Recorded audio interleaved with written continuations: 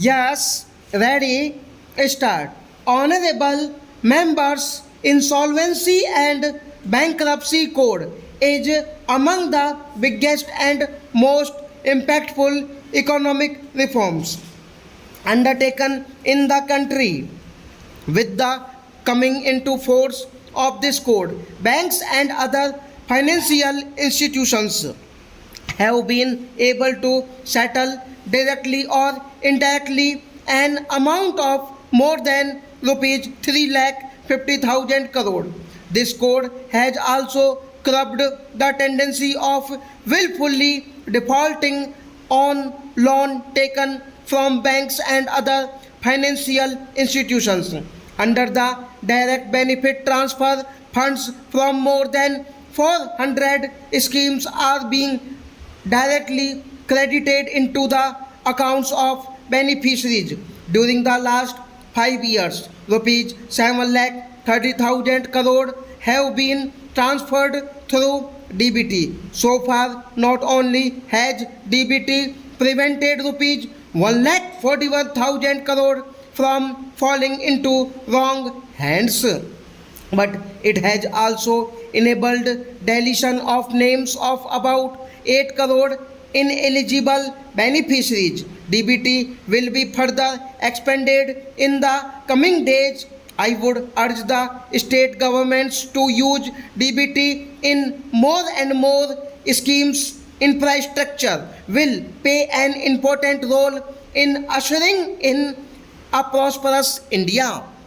My government's continuous endeavor has been to build infrastructure in an eco-friendly manner, along with concrete greenery has been made an integral part of the highway and express way project for supply of electricity. Optimal utilization of solar energy is being stressed. Household and industrial wastes are also being used in road construction in the 21st century economy. The pace and spread of urbanization will continue to increase. Development of urban infrastructure in cities and suburbs will pave the way for economic progress and enhance employment opportunities.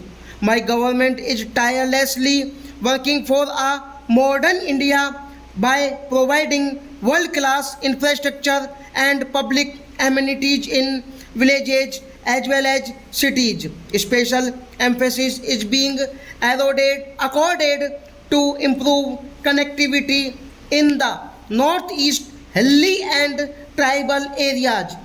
In addition to increasing the ease of living of citizens in the northeast, tourism, agriculture, and other allied sectors will also benefit from better connectivity.